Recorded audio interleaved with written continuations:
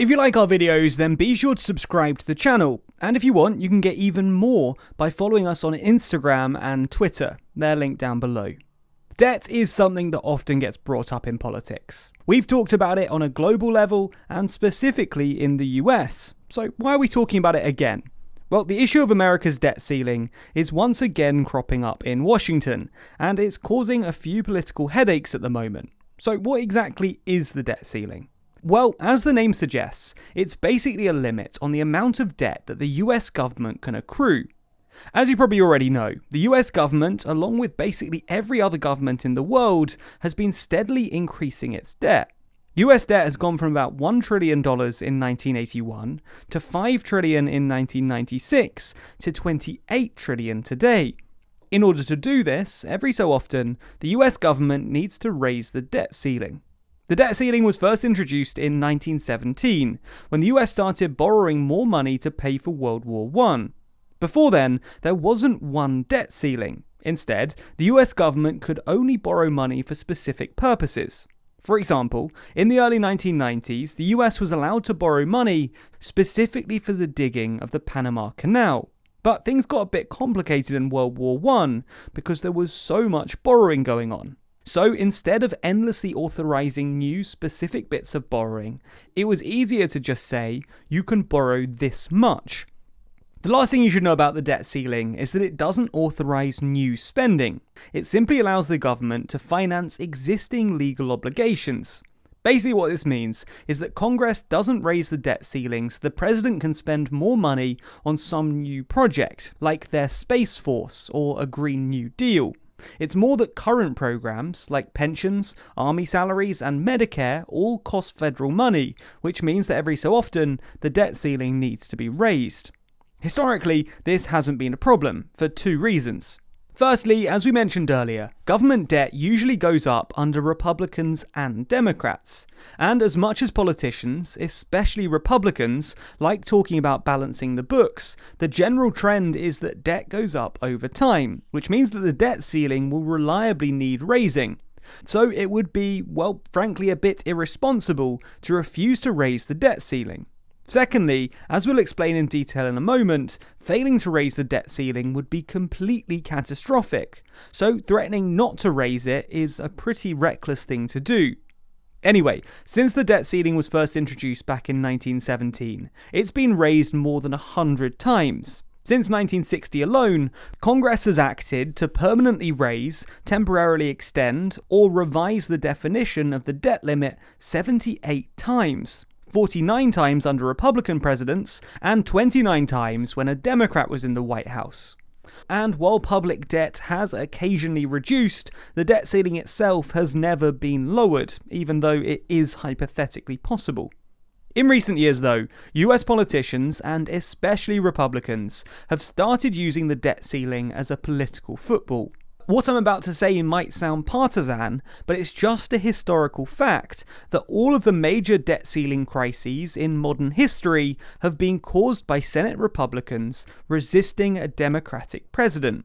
Republicans argue that they've been forced into using the debt ceiling as political leverage to limit excessive Democratic spending. But it's not like the Democrats agree with the Republicans when they're in office to their spending and their tax increases. That's why they're different parties after all. Instead, Senate Democrats just haven't used the debt ceiling as political leverage against Republican presidents in the same way historically. But why is it hitting the headlines again today? Well, to understand this, we need to go back to 2019, when Trump was still president.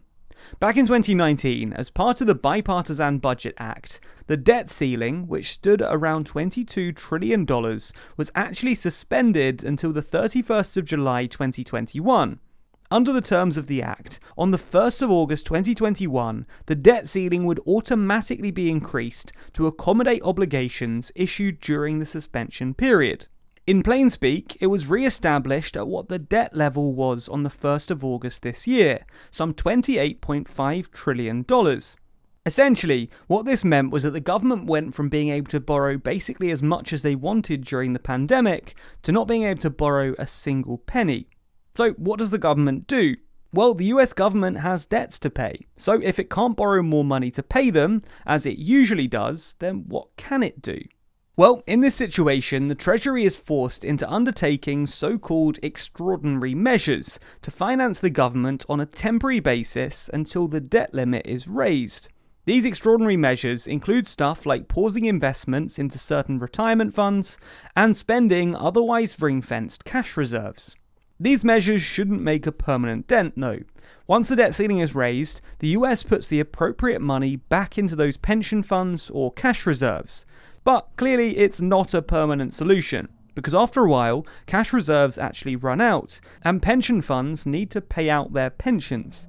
And this is exactly what Treasury Secretary Janet Yellen said in a letter to the Speaker of the House, Nancy Pelosi, warning that the extraordinary measures undertaken by the Treasury may not be able to continue for much longer.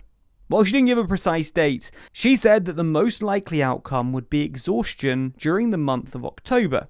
If this happened, the US government would have to tell its creditors that it just couldn't pay. In other words, the US would have to default on its debts for the first time in history. This would be, in no uncertain terms, a complete catastrophe. No one knows precisely how it would go down, but at the very least it would mean catastrophic economic impacts in the short term, and make it immensely more expensive for the US to borrow money in the medium term. Even if they don't actually default, the longer this goes on, the more the US risks a credit downgrade. This actually happened during Obama's 2011 debt ceiling standoff, when Standard & Poor's, one of the major rating firms, revised the US's sovereign debt down from AAA, the highest possible rating, to AA+. And if this happened again, it would be bad, because it would make it more expensive for the US to borrow money. So what should the US, and more specifically the Democrats, do now? Well, obviously they need to raise the debt ceiling. But this has been made more complicated by the fact that the Republicans are treating it like a political football. Senate Republican leader Mitch McConnell tweeted last Wednesday that Republicans will not facilitate another reckless, partisan taxing and spending spree.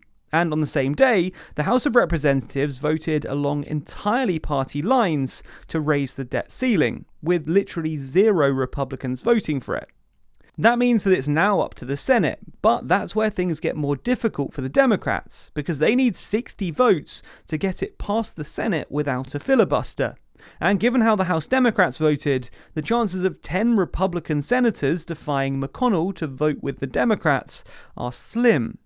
Regardless, fortunately for, well, basically everyone in the US, the Democrats could force it through by resorting to something called budget reconciliation. Reconciliation is a legislative tool which lets the Senate pass certain measures related to spending or taxation with a simple majority. Importantly, debates on reconciliation bills are limited to 20 hours and not subject to filibuster. Congress has enacted 21 reconciliation bills since 1980, the first year it was available. Anyway, Republicans want to force Democrats into reconciliation because then they're able to portray Biden's spending as irresponsible and partisan, while Democrats are hoping to convince a few Republicans to their side because, well, debt ceiling raising shouldn't be a partisan issue because, as we said, this isn't new spending, it's just servicing existing commitments. But what do you think? Should the Democrats try and persuade them? Are they even right to want to raise the ceiling? And who do you blame for this political chaos? Let us know your thoughts in the comments below. Also, be sure to subscribe to the channel and hit the bell icon to be notified every time we release a new video. Special thanks to our Patreon backers who make videos like this one possible. And if you want to see your name at the end of videos, then you too can back us on Patreon. The link to that is in the description.